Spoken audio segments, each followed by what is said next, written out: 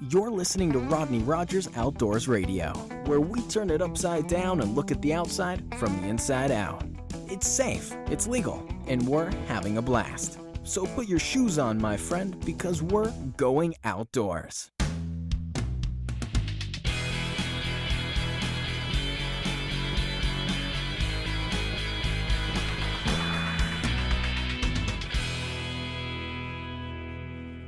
Welcome to Rodney Rogers Outdoors. I am Rodney Rogers. That right there is my partner, Coach Eats a Crime. Can you say that in Spanish? Put your shoes on, my friends. We're going outdoors. That's, I'm going to learn it just because of this. There's your, can you do that in 1 week? 1 week from tonight, come in and say that? Yes. I'd be impressed. By next Tuesday, I'm going to say that in Spanish. Okay. Mike Coy himself. How are you, everybody? I'm good. How are you, brother? I'm good. That's it, man. I think we showed the intro like 5 times, That's but that's okay. cool. We got to see it 5 times. They Yeah, may I only think got they to see saw it it once. once, Okay. that's enough. Yeah. That's a hitch in our get along. Dude, you're way too advanced for us. How you been? I've been awesome, my man. Good. Thank you for hanging out with us. This is mine and Mike's 1 hour vacation that we have every single week. You're looking great tonight. Dude, this is my I first. feel like I didn't rest up for the vacation. My first Tommy Bahama, man. You're looking good. I just thought I want to say I wore a Tommy Bahama. Nice. Yeah, there's a big hole in the back, but you can't That's see right. that. Do not turn around. I got it for like $3 at a grab it and grunt or whatever those things are. Grab it and grunt. Yeah. Is that what you say? Yeah. You get to hang out with us tonight for the whole hour. It's going to go by quick. We got a lot of stuff to talk about. You can reach us in a couple different ways. You can hashtag us on Twitter at hashtag RROR. That'll shoot straight to Mike. You can tell us, hey, the audio ain't working, which we had an update last week and it wasn't at first. And thank you for those that answered it. Or you can just shoot us a question. We'll answer it right here on air. You can also give us a call live at 262-345-7763. Or you can also text us to that very number, and that'll come right to my phone. And poof, I'll answer that question right here online, right here live on the show as well. You know what? It's pretty cool. Yeah, it is. It is. Technology just. All this. If they could see this setup, they would think, man, it's just, and it's a great day to be alive. It is, man. It is. You know what I mean? With YouTube and Facebook Live. Oh my God. It has put the touch of the world into the everyday man's hands. Absolutely. So sorry about that. If YouTube has saved your job like it has mine many a times, it is amazing, and it really is a good time to be alive when we have access right now. Yeah. From this little humble studio to broadcast to a worldwide audience. Worldwide. Like that. We're worldwide. If you got something to say it. And if you don't, you still got a worldwide audience. You still got a worldwide to watch you audience. bumble through. Thank you for hanging out with us. Man, we had a little bit of crap. We've had a great weather year this year. We've been lucky, man. They're getting hit with a nor'easter. Mike, I was going to ask you this. You were a northern guy. What's the difference between a nor'easter and a blizzard? Which was worse? I don't know, because I think that's a new term. No, I think nor'eastern has to do with more of the seaboard, maybe. Oh, okay. And I was I was from the Chicago, Indiana area. Oh, okay. I did. So they blizzards don't have. I'm very familiar with. I don't Right. know that I grew up with nor'easterns.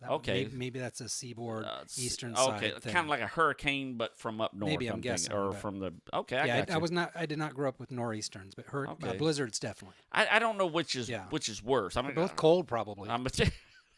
They're dropping 20 inches of snow in March. Yeah, is that common? Is it common to snow in March? This is late for sure. Okay. This is late for sure. Yeah. Not unheard of to have to see snow, but have a blizzard like this, I think is definitely. Everybody's got the flip flops on. Man, they're ready. They're about to go, and all of a sudden, it's almost Easter. Yeah, they're getting 1.5 feet of snow. People are reporting 24 inches with 3 foot. What's this? Hold on. What's a 3 foot snowdrift? I don't even know what a snowdrift is. What is that?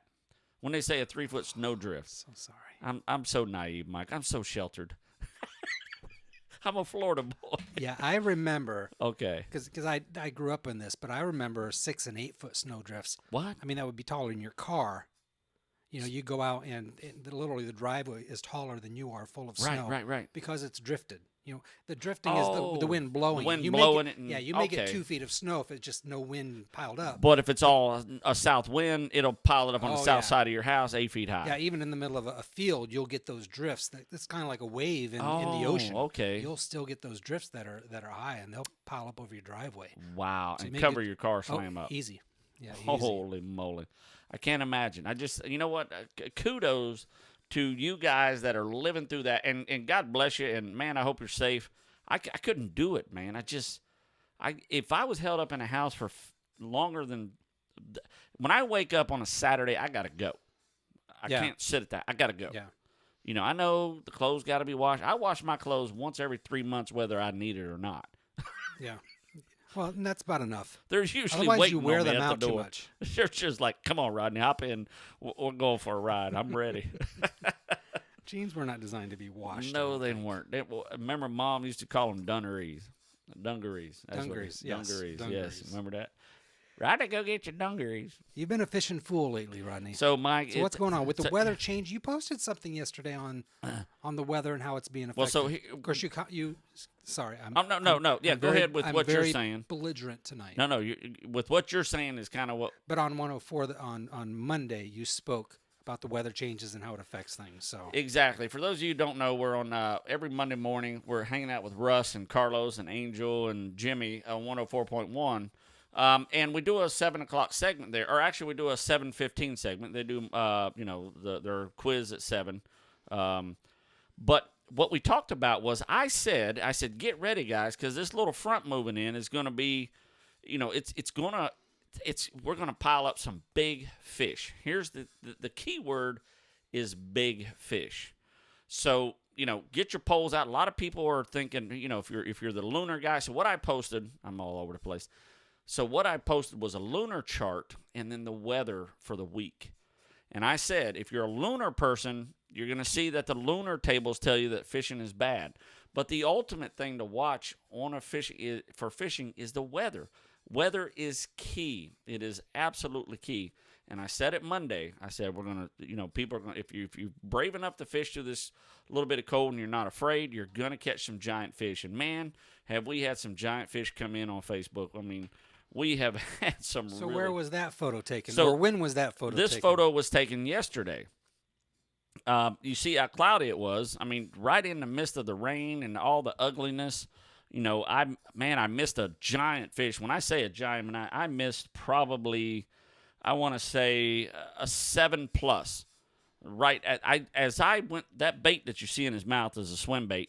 As I went down to grab it, he came out of the water and shook it and hit the water and gone. I mean, I literally was 2 inches from grabbing this giant fish. Interesting. And I missed 4 others that were 3, 4, 5 pounds.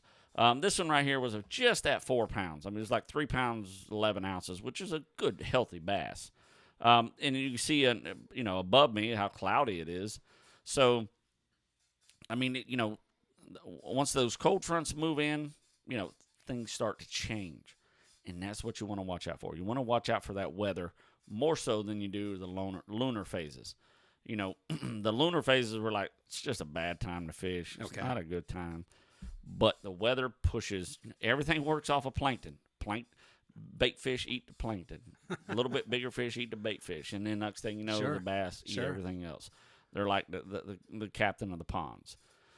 So, poof, here we were just slamming bass, So then your Facebook, you started getting what? Pictures. Yes. I'm sorry. So Facebook. So we started piling the pictures. This was literally probably not 2 hours ago. This is really? This is today. Yeah, this is today. So this is our friend Sherry, who follows us on Rodney Rogers Outdoors. She sent this and was like, "Look at this! Oh my God!" She's got these 2 giant bass. And it wasn't, 30 minutes later, she sends a picture of probably close to a 10-pounder. Wow. And she's just riding on her bicycle and decides to fish this pond, and poof, she's pulling in these giant bass. We got Hector that went out today, and he pulled in, 4.5, 5-pounder. We got Nick that went out, and he's pulling in 3-pounders. This one's, 2.5, 3 pounds. I mean, and he's, spinner baits. They're catching them on spinner baits. If you've never used a spinnerbait, man, by all means get on that spinnerbait. it is a hot ticket right now. I don't know what Sherry caught hers off of, but I said, hey, can I post these pics? I mean, that is just a gargantuous chunky bass right there. What is that? What's that weigh? She was guessing close to 10 pounds, and I would probably agree with her. That is one thick, nice bass. I mean, look at that thing. I mean, you just one big mama right there. Do you have any idea where that is at? She didn't give me the secret location. Fair enough. I didn't expect it, really. I just, Fair enough. you fair know, enough. and then Hector this one was 4 pounds, 11 ounces. He said it was his first cast. He walked up, first cast, pow, there it was. And then he caught over 10, he caught 10 bass. He said I was just 3-pounder after 3-pounder after 3-pounder, off the spinnerbait. So, like I said, it just proves to you. I mean, look at this. That's one of the biggest spinnerbaits you can buy. And look at the size of that fish's mouth. This is another one he caught. So, like I said, weather dictates whether fish are going to bite or not. Sure. And it's just, in my experience, I mean, I called it from the start. In my experience, when these fronts move in, a lot of people say, I heard it's 3 days before the front and 3 days after the front. To me, if you fish 3 days before the front and 3 days after, you have missed the boat, man. Let me tell you what. You need to get deep in that front. You need to put your wading boots on, put your rain jacket on, and get out there on the rain. Now, I have, over my years of fishing, I always felt it was important to get out on those days that it's difficult to fish. I want to learn how to fish on those difficult days. Because the days that are challenging make you a better fisherman? That's exactly right. Because if you're tournament fishing, you can go out and find those fish, and you're able to at least weigh something in. And on easy days, it's kind of an easy thing. It's coming up to spring. It's going to be easy to fish. So, let's get out there on those rainy days. I mean, I've caught most of my fish and most of my big fish on rainy, nasty, just ugly days. So don't be afraid to get out there and fish. Don't think because it's raining there's a cold front in, the fish ain't biting. Yeah. That is totally the farthest from the truth. I mean, you need to put your rod and reel on. You need to throw a spinnerbait on. I would start with a spinnerbait and work my way out of that. If your confidence bait is, rubber worm, start with a rubber worm. Make 10 or 12 casts. You don't have nothing right away. Change it out, man. Get that thing off of there and start with something else. And it doesn't really matter, Now, just define confidence bait again. That's a personal thing, right? Strictly a personal. It's strictly a personal thing. So a confidence bait would be, I know when I was a kid, I used a beetle spin a lot. I started Beetle out spin? a beetle spin. It's just Okay. a little bitty. It caught brim like by the dozens. It would catch bass every now and then, and it was, and I used it everywhere I went. I mean, that was a confidence bait. And then my cousin used a rubber worm. He caught fish on that. So it's all about what you catch fish on, and that's a confidence bait. So what I tell everybody, we all often have these giant tackle boxes, and they're just huge. And we'll put that thing on the boat, and we'll come in from a day of fishing and not catch anything and go, man, I fished my butt off. Meanwhile, all you fished with was with the bait that you caught fish off the last time. If we got to go back through this again, don't be afraid. Make 5 casts, nothing on it. Man, get that thing over there, try something else. Or try slower, or try your retrieve just a little bit different, So you want them to get away from what would be their confidence bait? Try a new confidence bait. I've got a new confidence bait that I've, pretty much fished with a lot this year. The Yozuri turned into a great confidence bait. My swim baits now I haven't put my Yozuri on. I was going to ask if you have multiple. Yeah. At this baits. point, I can pretty much guess time, day, weather, bait. Sure. It's pretty much instilled in me now. A day like this, the temperature like this, when the weather was like this, I use this and it worked. So you would have a confidence bait depending on the conditions. Yeah. For me anymore, it's more of a confidence day. Okay. It sounds weird. Like if yesterday in the rain, man, I wanted to get out there so bad because that's my confidence day. I know what debate to throw out there, and I know it's just going to absolutely pile those fish up, and that was the key. And I didn't get to get out there as much as I wanted to. So, that's, man. I mean, that's where it comes down. It comes to what you have confidence in fishing. A lot of people don't have confidence in fishing in the rain. But keep in mind that these fish start to move up when it's cloudy. They don't like the sunlight because it kind of gives their cover away. Yep. Imagine a ninja with the lights on in a dark house. They're like, oh, Sure. I got nowhere to hide. Well, that's a bass. So when the sun's shining, they can't really get where they want to be. And I'm going to tell you what, yesterday they were right on the bank, man. I mean, they were, I literally caught that big 7+ pounder. I mean, he had to be in, she had to be in 2 inches of water, it seemed like. It feels like she was laying on her side. Really? As I pulled that swim bait by her, I watched her come off the bank and then pile drive it. So I knew right then these fish are on the bank. So I just started casting right along the bank. And I mean, just right on it. And then, I caught 7, or I hooked into 7 and I reeled in 3. I got a question for you. The majority, or what percentage of the time, because a lot of times I don't know that I've ever seen a fish come get the bait necessarily, but you see that. Yeah. And this is probably experience, I'm assuming. Right. But what's the percentage time you're seeing it? About before? 30%. Okay. About 30%. And a lot of times it's I know what wake my bait makes, and I know. Okay. And when I see something, it's like Tyler Vollmer said, or like Brian Pound said when we were fishing the other day. Look out there. Everything looks the same. What's not the same? What doesn't look the same? And that's what, and there's been many times, where I've taken Lisa fishing or Nico fishing or something like that. Fish, slow down.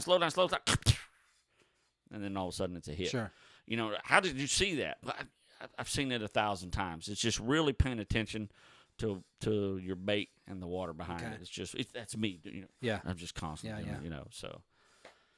So, yeah, I'm sorry. The weather changing. The weather changing. Number one, don't be afraid of it. No, absolutely not. But embrace it, should I say. Embrace it and then come in with the open mind. Would you say in general cool is better than hot? I would. I would because, in the summertime, they're both slow fishing, but they're less apt to bite.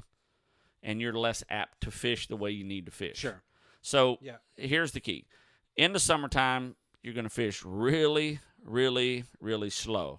But are you going to stand on that bank at 98 degrees and fish really, really, really slow?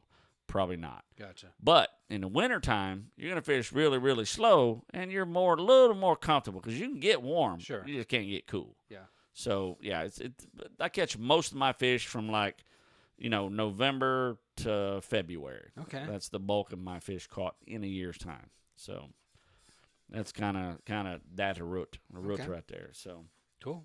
So that's what I did, and that's the prediction I made, and I was right.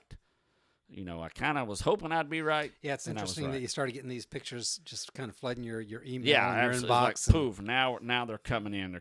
So if you're catching giant bass, don't hesitate to send it to us. I'm just checking for questions real quick. Well, speaking of questions, we do have some questions. Do you Let's feel do like it. doing some questions, Rodney? I'm in. You've got mail. Letters. We get letters.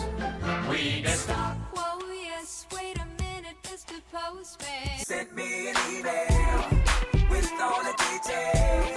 Another freaking email song. mail time. The mail's here. I'm a top flight, hold you tight, get you there by daylight, do you right overnight mail.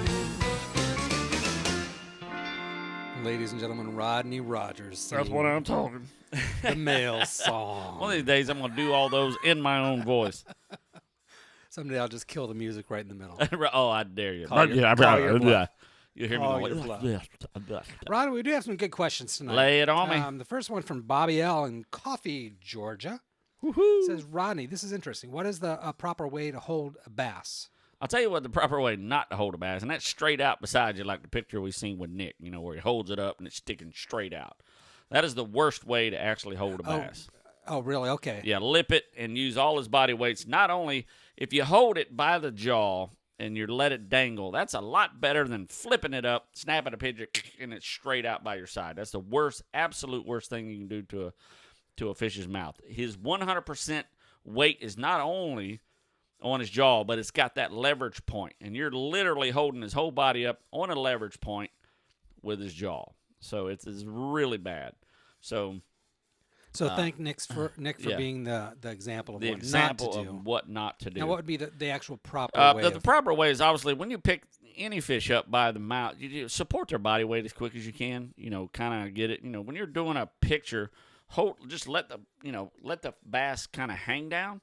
That's going to be a lot better. And when they're 8, 10, 12 pounds, you really gotta be careful because a bass is a lot stronger than most fish, and they're but you'll see them get in the water and they'll go, I hate you. Yeah, their mouth, they're just kind of readjusting their jaws. Okay. So a lot of times you can break their jaws, and man, it's a bad deal.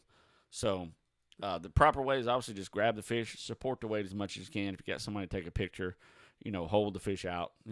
The reason, what? Here's another thing. When you hold a fish out for a picture, it's not saying, "Hey, I got a big fish." It's basically showing the true integrity of the fish. Mm-hmm. You know what I mean? Yeah. It's showing what the fish actually looks like. Because I can hold a 10-pound fish back here, and you'd swear all day long that's a 4-pound fish. If I hold it where it needs to be held to take the proper picture, you'll know it's a 10-pound fish. I mean, that's just totally agree. A lot of people are criticizing me for holding. Well, just what you need is those hands that make it hold out faster. There is an actual fact of lens perspective. Lens perspective. That's exactly right. It's a photographic, then it makes a difference. Yeah, and it makes all the difference. Make a difference. So hold your fish a little closer to the camera. Rodney Travis D from Lakeland, Florida says, "What is a 4/0 hook?" 4/0 hook. So basically, hooks come in sizes. So they come in 2/0s, 4/0s, number 2s, number 4s. They're a little bit different. So a 4, like he has it set up right here, he has a 4/0. That is a 4/0 hook. Now, if it was a number 4 hook, then you would just see the number 4, which is a lot smaller. So a 4/0 hook is just a bigger hook. It could be a worm hook. It could be a 4/0 circle hook. It could be something of that nature. So it's a gauge of the wire. It's a gauge of the wire, and it's the size of the loop as well. Okay. So it's no different than the electrical wire in your house. Well, it's a little bit. I mean, it's not. Is like, a 4/0 hook the same size as a 4/0 electrical wire? Is there any correlation? That I couldn't tell you. Just curious. Yeah, I don't think it is. I know this is not an electrical wiring Yeah, program. a 4/0 hook is basically the size of the hook. The size of the wire is going to be kind of inevitably going to grow with the size of the hook. If it's actually the meaning of the hook, that's a great question. It may mean the wire of the hook. Is it more standard to measure hooks in the 4/0 versus the number 4 or the number 2? It's like let's go back to electrical wire. You have an 0 wire and then you have a gauge wire. You know what I'm saying? Sure. So it could be stranded. I mean, it's a couple different things. You could have a 12 gauge. So it's I can get an in-depth answer to that. What do you fish with? What'd you fish with today when you're out 7/0 fishing? hook. Oh, really? Yeah, they're huge. They're giants. I mean, these hooks are that big, and it's deep gap, wide gap. Okay. WG or deep gap. Yeah. So I mean, they're just huge. The biggest, if I had 9/0s, I would fish with a 9/0. So much information. So much information. Exactly. A 4/0 hook is a great standard. Hey, Twisted Driver, is that Twisty driver or Twisted River? Oh, Twisted River. I got you. Or Twisted River. Maybe it's Twisted River Oh, rather than Twisted River. Okay. Twisty Driver. I got you. 20 or unless Twisted it's Jeff River. Gordon, 24. Yeah, who drives a Twisted River crooked with gas? I don't know. Anyway, Twisty River, Twisted Driver wants to know, does spawning refer to making babies or having babies? Actually, the whole process. Because you talk about the fish is spawning or the temperature. Right causes now, a them to lot spawn. of the fish are spawning. So when fish are spawning, does that mean They're going through the whole process. We'll go through the birds and bees with you. Twisty River, Twisted Sliver, Liver River. Sorry, man. He's probably waiting outside looking through the window right now, wanting to shoot us.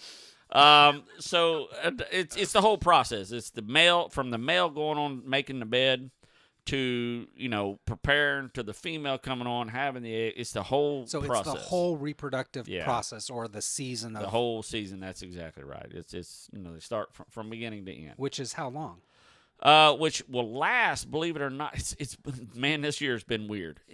Remember, the spawning is based on temperature. Each fish spawns at a different temperature. See, this is a good question. Yeah. So if spawning spawning season is based on temperature, meaning Yes. what is the temperature? For each fish is different. For speckled perch, the temperature is usually around 55 to 60 degrees. Bass are usually around 65 to 70 degrees. Okay. Tilapia are a little bit warmer. Snook are warm. So, I mean, brim are a little bit warmer even yet. I think they're 75, 80 degrees. I put up a spawning chart one last year sometime, and I'll repost it.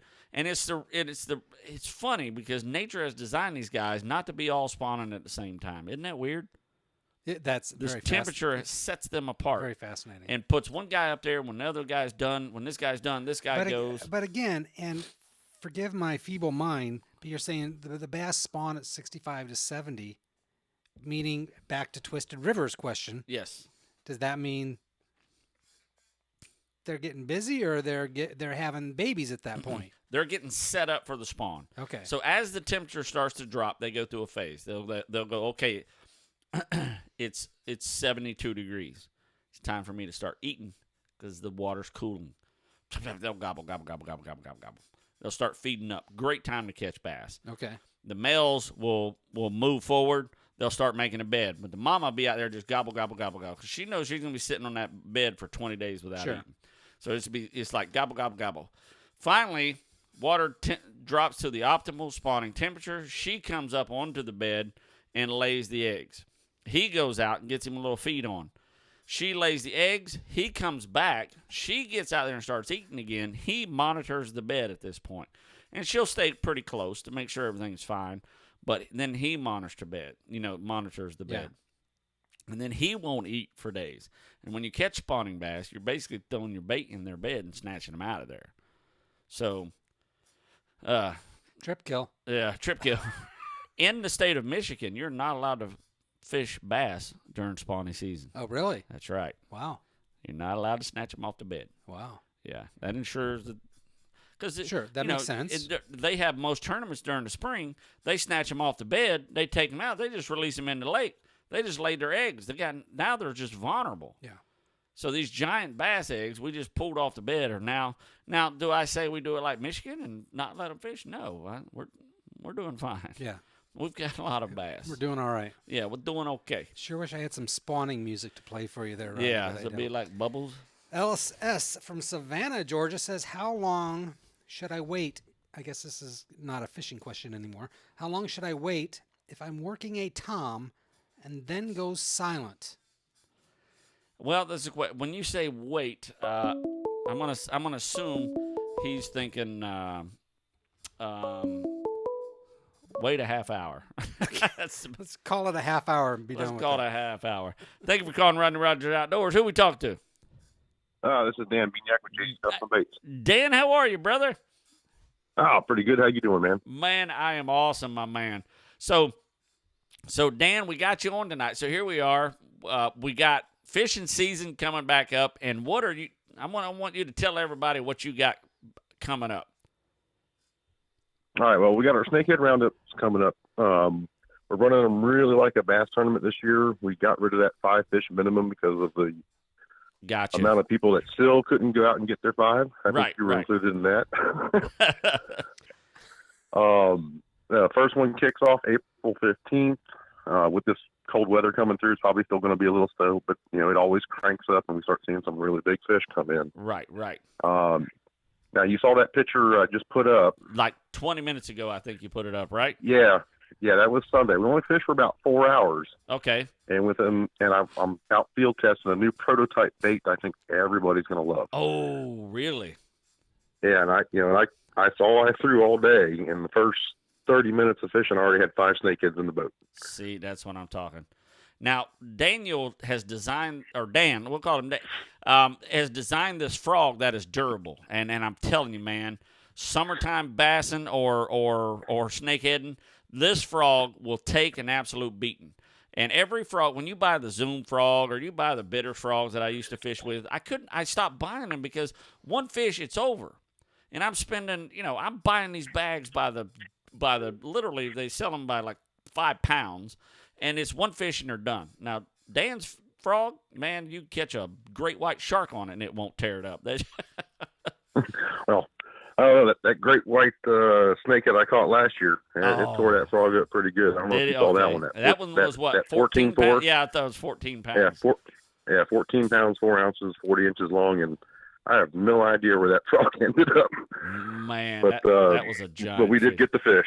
Good, yeah, good. That was a fish of a lifetime there. Now, are you going to have these baits ready for your tournament, or are you still in the prototype phase, or? Well, that's what I'm hoping for. I just got another 100 heads coming in. I'm trying to make them a little bit tougher. Oh, okay. I don't want to give you too much hint of what it's going to be, but it's basically it's going to be a swim jig type of thing. And the only problem I had is the weed guard just got chewed off. Oh, okay. In between the snakeheads, I was catching bass and I was catching peacock bass. Oh, I saw that. You had the South Florida Slam. Yeah. So, and then you get the Mayan cichlids down here. I mean, just every fish in the urban environment we have down here in South Florida was eating this thing. I mean, it was great. Oh man. I mean, it was just a blast. So it's pretty much a success. Far. And so far. So we're going to beef this thing up a little bit, make sure everything holds up to at least 10 snakeheads without falling apart, and then we'll go from there. And just got to figure out what my pricing is going to be and all that stuff. But I do plan on having some ready for the roundup and either giving out free samples. I'll get you some before you get down here. But yeah, no, it's going to be a killer little baby, and just trying to keep it economical to keep it beefed up. Yeah, exactly. That's my biggest problem. Well, I'll tell you, Dan. I mean, I'm buying swim baits right now for $6-8 a pop, just so you know, and they're durable. Actually, I just bought a storm bait that I'm catching giant fish on. I posted a video where I caught a 7-11, and that fish just destroyed this brand new bait. So, I mean, I think. Well, that was the whole thing. I mean, the reason why we're coming up with this bait design is because I'm spending $9-10 on spinner baits. Right, exactly. Yeah, and they're destroying those spinner baits. Oh yeah, no, 2-3 snakeheads and they're done. You're done. Yeah. I mean, I had a 9-10 pound snakehead on, and I thought it was all done, and it charged the boat, slammed into the side of the John boat, and just snapped that spinnerbait in half. And I'm gonna make a statement, and I know you're gonna agree with me. For those of you that don't know what snakeheads do when they come in, they'll do a death roll right at the boat, and if you're fishing with a spinnerbait, it will just absolutely twist that thing up in knots you don't even know. oh yeah, and it seems like the smaller they are, the faster they spin. Exactly. Wow. And you catch a little 2-pound snakehead, and next thing you know, your spinnerbait's in a figure 8 and wrapped up in the braid, and and you're spending 5 minutes just getting your bait ready again. Exactly. We just had some of your pictures we just posted up while you were talking. Yeah, well, I've got the feed paused while we're talking because I don't know what the delay is. Oh, okay, gotcha. So, yeah. So I'll watch this when we're done. Okay, cool. But yeah, no, I mean, I'm looking forward to seeing you guys down here again this year, and like I said, I'm hoping with this bait, just different size snakeheads. I mean, I had a 12-pounder follow this thing right to the boat. I was fishing one of these little urban canals. The water was really clear. Right. And I rolled it off the top of a sprinkler pipe, and I saw him come up, and he followed it out under the pipe and came right to the boat. Wow, and, wow. I mean, it was just an awesome fish, and I'm jigging this thing up and down, and it's following it back and forth and looking at it, and it's like, just commit, Nice. And but I think, just because of the boat and just my excitement of just seeing the size of this fish just sitting there, and then, then I had a couple, go to set the hook, and I just, I'm a heavy gear bass fisherman. I mean, you've met me in a yeah. fish. I set the hook, and halfway back on my hook set, man, it just stops me. And then you see this big old plume of bubbles come up, because that's one of the signs you got a good-sized snakehead. Right. Because they seem to exhaust all that the water or the air out of that air bladder they have. Right, exactly. And I mean, these fish just stopped me in my tracks, and I'm like, okay, so we're good here. The hook's sitting straight now. That was a plus. That's one of the big problems. I didn't lose a blade on a fish on this little thing I'm making. Right. And it just lost the weed guard. And when you're pitching this up in the eelgrass and all that, you fish down here, you know what cover I'm talking about. Oh yeah, that eelgrass, yeah.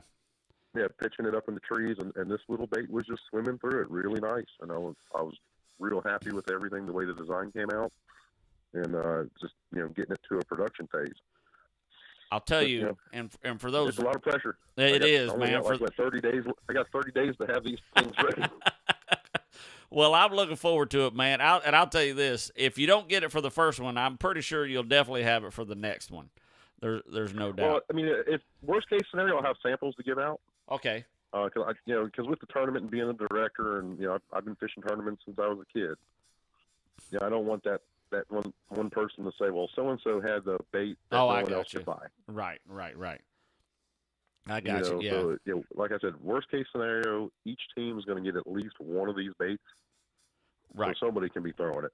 So I'll tell you what I'm going to do, Dan, is you sent me the brochure to the Snakehead Tournament. And for those of you who listen, that's never been to South Florida fishing, I've been down there many, many, many times. And the first time I went to the tournament, our buddy Alan, talked me into going. And, man, I had a blast. I got to weigh in 5 fish the first year. And I thought I was doing good. Actually, I had 6 fish. And then I see Corey bring in these giant snakeheads that didn't even look real. Corey is definitely the man when it comes down there. Dan and Corey, I mean, they're just absolutely killing these fish down there. And for me, it's not the tournament. The tournament gives me a reason to go down. Yeah, of course. But I love fishing South Florida, man. It's just absolutely. Well, you just never know what you're going to catch. That's exactly right. I don't know how much you pay attention to me, but I've been fishing after work, and I made the mistake of challenging Corey on the biggest snakehead of this year. Yeah, I saw that. I saw that. So I've been stopping just off the road, just making casts, and it was just getting dark, and I'm running a black frog down one of my little spots off one of these little sides. I bang a 7.5 pound snook on a frog. Oh, really? Wow. Oh, that's right. You did. You posted that. Oh, yeah. Yeah, because I was so you those just never know what you're going to catch down here. I know, there's all kinds of stuff down here. I totally forgot about that, and I was going to bring that up to you. I was going to be like, holy moly, man, that's amazing. So Dan, if they're going to find your baits, I mean, what's the easiest way to find your baits? Well, you just you go to the website if you want a bag, we've got plenty of stuff made. I can ship out a bag in a day, or if you want a special color made, I'll still make a bag in a color you want made. But if you're coming down here to go snakehead, I mean, you're going to get maybe 1-2 fish per bait because of the teeth. Order them by the batch. They're $1 a piece. You can't beat it. I mean, and it's the only place you're going to be able to order a custom color that you want. That's right. And I know you were pushing out baits to the last minute last year. Oh yeah, no, I can hardly keep up right now. I mean, I finally got our charity stuff done for our Air Force and our firefighters, right. And now I'm getting the stuff done for Florida Fish and Wildlife. They do a non-invasive thing, and then and then getting orders done in between that because guys are just ordering to make sure they have them for the tournament. Exactly. And where can they find those? I mean, what's your website? It's jdscustombaits.com, and my email is dan@jdscustombaits. If you're going to order a batch, I always talk to the guys. They're making a custom color. I want to make sure it's right, got the right glitters, powders, right, the color dye combinations. Because you put a powder and a dye or powder and a glitter into a dye, and it actually changes the color. Really? Okay. Yeah, it took me almost 6 months to figure out how to make Houdini. Really? Okay. Houdini looks like a brown color. Yep. The base color is not brown. I can guarantee you that. And it's got a lot of glitter. It's got a lot of glitter. It's transparent, and the glitter has actually changed the color of the bait. I'll be dang. I would have never thought. And I'll tell you, and I know from personal experience from fishing down there with you guys, this is super, I would say, probably one of the funnest tournaments that I've fished. I mean, because you're pulling up in a canoe, a kayak. I mean, you're pulling up in a john boat. Heck, you're fishing offshore. I mean, are you? You're walking the banks and everything else, and this year you saw we have the Margate News and the Margate Water Foundation involved. Right. Oh, okay. No, I didn't see that. Yeah, it's at the bottom of the forum. Okay. So with the Margate Water Foundation, what they do is they run like a fishing clinic for the kids, for the local people at the same park that we do the tournaments at. Right. And what they were going to do on 1 or 2 of these events is they're going to have the clinic for the kids and showing them how to do stuff. Yeah. Florida Fish and Wildlife will be there. It's all going to be about snakeheads and evasives. They're going to have a little, training session for the kids. And then the highlight is going to be, the professional snakehead anglers of South Florida coming in for the weigh-in. Oh, nice, nice. So these kids will be a nice meet and greet. and talking to the kids and how to do things and stuff like that. It's going to be a really, really good time this year. Okay, not that the old ones weren't. But exactly. Now we've got more involvement, and the city we hosted in is completely behind us, which is really, really which good. That's where I fish, is Margate. I mean, I fish those canals in Margate. I found them years ago. It's just, it's kind of there's no giants in that area, but man, to me, Daniel, you've caught all those fish down there. What's your funnest fish, should I say? I mean, obviously there's a ton of, the peacock's beautiful. I mean, what would be your funnest fish personally? Personally, I still love my largemouth. I mean, I love the way they jump and tail walk. Okay, yep, right. The snakeheads are fun. I mean, they pull hard. They're a tremendous fight, but it's not very long lasting because they're air breathers. They got to breathe. Yeah, exactly. You're right. Yeah, they're a so monster you coming can wear in. Them out. Yeah, you can wear them out pretty quick. And I'm using really heavy gear because I'm always, I want to be ready for that 14-pounder again. So if I'm a new guy and I'm going down to catch snakehead, what gear am I using? What am I looking at? I mean, if you want to have fun with them, I wouldn't go less than 65-pound braid. I mean, you can use a spinning rod. I wouldn't recommend it. But with this new bait that we're making, it's going to be really versatile. You can use it with lighter line. It's a light bait. You can swim the edges of stuff. And just have a whole lot of fun with it. Absolutely. Because I love catching snakeheads on light tackle. Light tackle, they're really fun. And when I get down to like my lightest bass gear, where I'm using a little ambassador reel, a light action, medium action rod. I mean, it's just a blast. But I've had my heart broken so many times because you never know when that big one's going to hit. Oh, I know. That's exactly right. And you get a fish that's almost 4 feet long that's got rough scales and 30 to 45-pound braid and teeth like you don't even know. Yeah. Yeah, and they do that death roll. And they're 16-inch girth. Each wraps over a foot of line. Yeah, holy moly. Well, and they just break you off. My biggest one to date was only 7 pounds out of the Margate canals there, downtown Margate. I mean, literally right there in Margate. So I can't imagine catching that big, 12, 13, 14 pounder. I know I will one day. I can feel it. It's coming. Well, that canal you're fishing, that main, the C14 canal, Margate Canal. Yep. Corey's first 14-pounder was caught out of there. Okay. SWC has shot the 14-pounder in there. Okay, so it's the potential's on that there. main canal, Corey's dad has a Stratus. And we were just goofing around running the boat, and we were just throwing frogs along the edge, and the wind was blowing like 25 miles an hour out of the west. And I hooked a fish so big that stopped that boat. Wow. From the drift. Yeah, it pulled my shoulder out. I couldn't fish for 3 months. Holy moly. And you never got it on the boat? Never got it in the boat, never saw it. I couldn't stop it.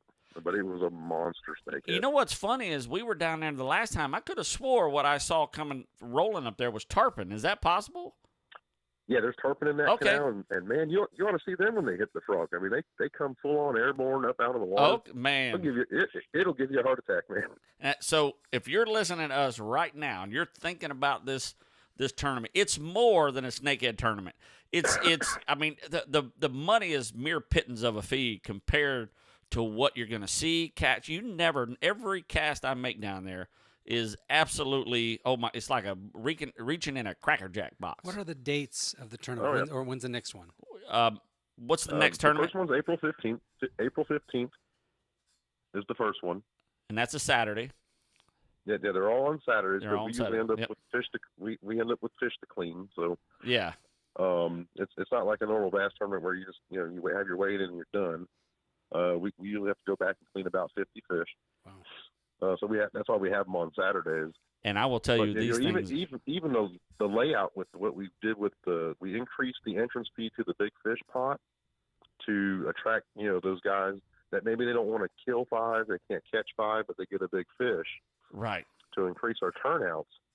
But we're looking if we get the 30+ team field out here, you're looking at a pot. If you win first in big fish, that's over $1,000. Yeah, that's exciting. And we don't take any money, as you know. It's 100% payout. Right, the exactly. business pays for all the promotions and stuff like that in my time. Yeah. And the guys love it. And plus, and I don't fish them, so they don't have to fish against me. Right. Yeah, that's the cool thing, by the way, Dan. If we had to fish with you, actually, you know what? It'd be an honor to fish against you, with you, or around you. I mean, it's just, I mean, we met down there, and I've had an absolute blast. And I see me going. I will ensure that I'm at every single tournament that you have. I really am. It's just absolutely. And I encourage anybody, definitely get a hold of Dan, get a hold of us. Look at, JD's Custom Baits through us. Find them. Like them on Facebook, look at what they got, and definitely I'm going to repost the brochure, and you can see it through us. And if I'm going to be going down, if you want to go down with me, shoot me an email or shoot me a text to the hotline, one way or the other, and we'll make a chain down there. I know exactly where we're going. Are we going to be at the same place as we were last year? Right there in Margate? Uh-huh. Okay, and you can follow me down, and we'll just show up in a convoy. I mean, it'd be awesome just to drown Dan with a bunch of people. Yeah. Well, that was the cool thing too, because even with the city of Margate, that big parking lot that's to the north, right? They're actually going to open that up to us as well. They just repaved it this year. I talked with the guy in Parks and Recreation, and they're just all down with this year. Nice. I mean, they love what we're doing, trying to keep these fish kind of managed. Yeah. From the population exploding like we saw back in 2010. And I it's just fun having a city backing us. Yeah, and you know what? When I found Margate Canal, and I was just me driving around looking for peacock, 8-10 years ago, there was just hardly any peacocks in that Margate Canal because of that freeze. You remember the big freeze you guys had? Oh, yeah. Well, now, the last time I was there, we pulled a small peacock out of there. I mean, and I'm sure there's bigger ones, but that was the first peacock that actually pulled out of there since I've been fishing that canal. I've seen small ones, but, this one was, I don't know, I think it was 1.5 pounds. So, finally pulled a small one out of there. Oh, yeah, no, and they're coming back, and it seems like in all the canals, even the place I was fishing, that was the first peacock I caught there in 8 years. Wow. Okay. So it's good to hear those things are coming back. And you ain't had a fight till you caught a peacock. I don't know, man. That snook on a bass rod. Oh, ripped you up, didn't it? That was impressive. Nice. I mean, I haven't really fished for snook or targeted snook in a very, very long time. Probably close to 20 years. And to just have a total surprise like that, freshy snook slamming a frog. Oh, man. Totally unexpected. And you just got addicted again, didn't you? Yes and no, but I've got a real busy season coming up, and I'll take those chance catches. That's what makes it all good. Amen. Well, Dan, thank you so much. We'll repost this, and I'm so glad you called tonight. I was hoping you would, and we could get everybody on board, hopefully to blow your tournament, just slam out of the water, pull some people from Central Florida to go down. I know we're going to have at least 4 boats come down with us this year of guys who have absolutely confirmed the first day with me. That's great. So we'll be pulling 4 from Orlando for sure. I will be staying Saturday night. So if you do have an after party, I'll be part of that again. Oh, that would be very nice to have you there. Yeah, man. You are always welcome. I know I didn't get to hang out last time. I was we had to rush back up here, but I will be staying that night. So Dan, thank you again. I can't thank you enough. And if everybody wants to find you, they can find you through jdcustombaits.com. JD's with an S. Oh, JD's with an S. Yeah. Look him up, and then you follow him on Facebook. Do whatever you got to do to hook up with this guy. And I cannot wait to see that new bait, Dan. All right. All right. Thanks, guys. You guys have a good night. And you as well, brother. Thank you so much. See you on the 15th. Yes, you will. All right, buddy. Right. Thanks, Dan. Take care. Bye-bye. Woohoo! That's what I'm talking, man. That's cool. So snakeheads. Invasive species. So they do these tournaments because number one, they're fun. It's a good camaraderie. Yes. Great time. But you're also promoting, helping getting these things out of the. Yes, that is the ultimate goal. That's what he's saying. The FWC has really supported this because it's for a good cause too. Absolutely. So. I mean, and the FWC is right there. They are okay. And they're it's the FWC knocking them in the head with an aluminum bat because you have to have them dead. You can't put them in your live well and transport them alive. You have to put them on ice. So when you have your boat or you have your truck, makes it a little different than a lot of fishing tournaments. It does. It does. Because most of the time you're not clubbing the fish. You're not. and you should hear the sound when they hit it with aluminum bat, Mike. You have no idea. Literally, right? It's shocking at first. I mean, I'm a guy. You know what I mean? I've killed some animals. You've done some killing. But when I seen that old boy pull out the bat, and now we're all cheering it on. Yeah. My second round, I'm like, everybody goes, hit him, hit it. It's a like deal. some sort of warped cult or something. It is, man. Hit him again. I feel so bad and so awesome at the same time that I'm part of this ritual. You're like, ooh, I felt good. I feel part of the Aztecs, back in the day. So this big snakehead had come out, and if you can imagine, you're in the baseball park. We're talking little league, minor leagues. Yeah. And it's spring, and you smell the orange blossom, and the young kid hits with his aluminum bat, and you hear the ball hit the bat, and that ting as it hits a home run. Yeah, that's exactly what that snakehead sounds like when they whop it. That's crazy. It's absolutely awesome. So you can't transport them alive. You cannot alive. transport these alive. It's illegal. Because last year that you got to the weighing and you realized, hey, this one's alive. Yeah. Bump, bump, bump, bump, bump. Yeah, I had to put it down. And and believe it or not, I threw them in the bottom of the boat, and they were alive for hours. Because remember, they have lungs. They breathe air through their gills. Yes, they do. So these things can survive outside of the water. You bet. For a long years. time. No, I'm just kidding. For 35 years. This snakehead lived under my house for 35 years. So basically I just keep a big cooler now. I throw it in the cooler. The ice subdues them. They get comfy. They go to sleep nice and comfy, and we don't have to bat them. Now, they are good eating. They are amazing eating. Like I said, it's the only fish I've ever filleted that I flopped open and had no parasites. So this is absolutely delicious. Bizarre. Especially since you find them in the channels like that. Yeah. Kind of in the, They're not bottom feeders like catfish. Okay.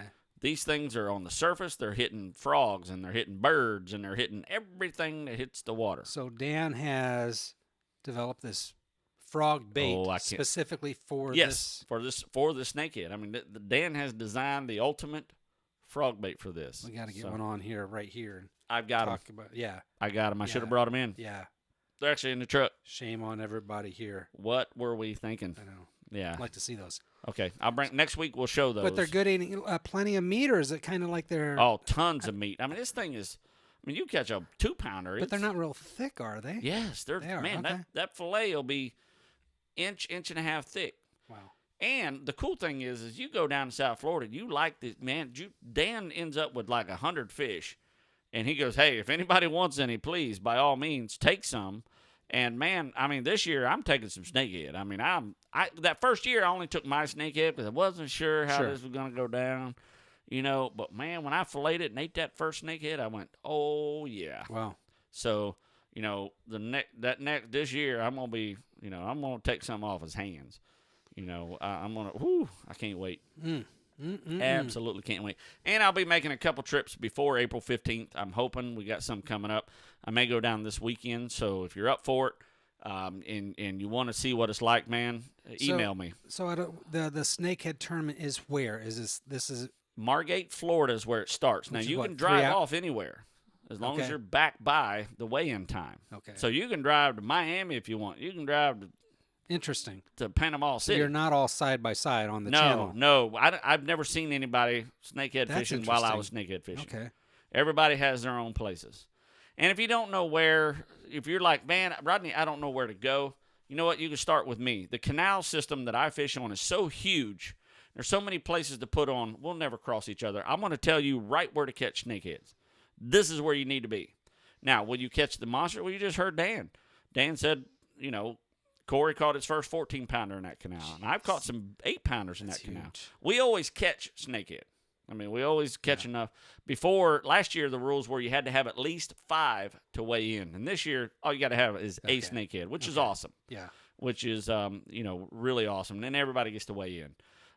So, by all means, hit me up. If you got a kayak and you want to fish in a kayak.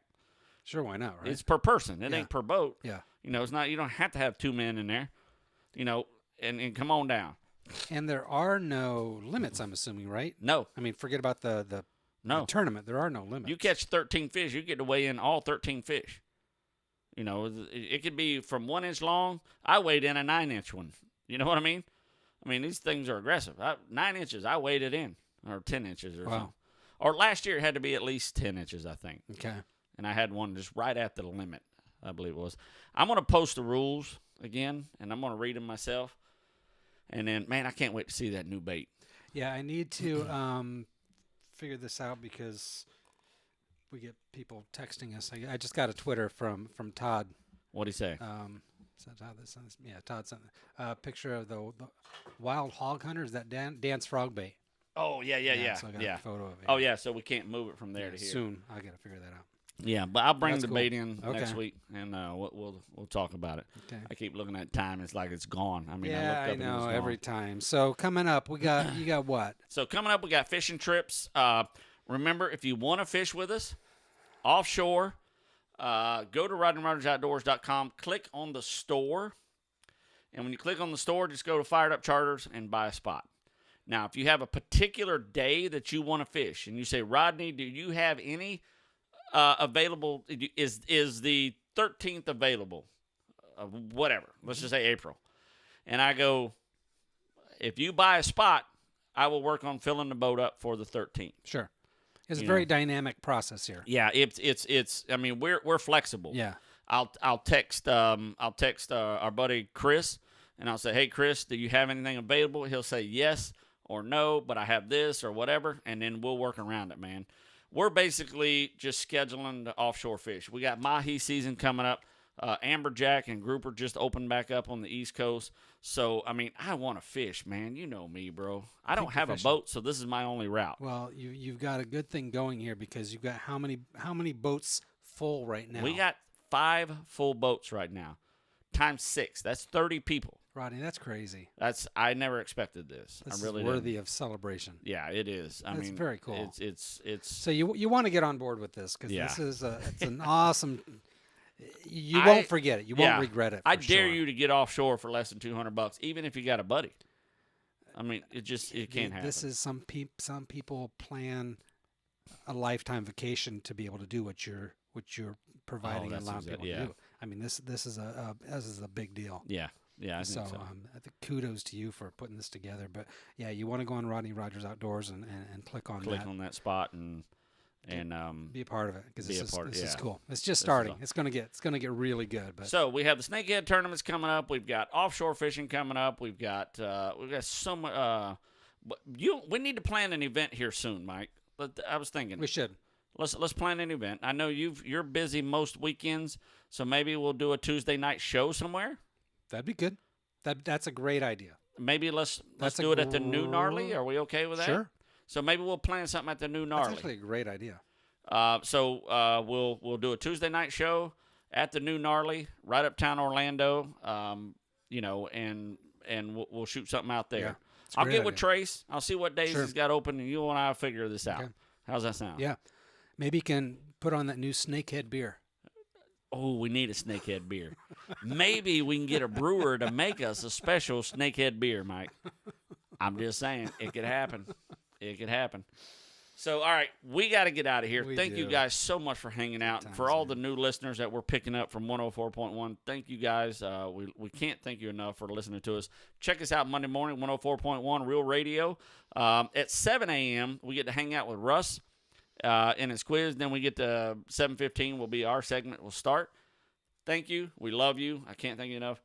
As my mom always said, 18 million times, and I pray I get to say it at least a third as much. You kids get outside and stay.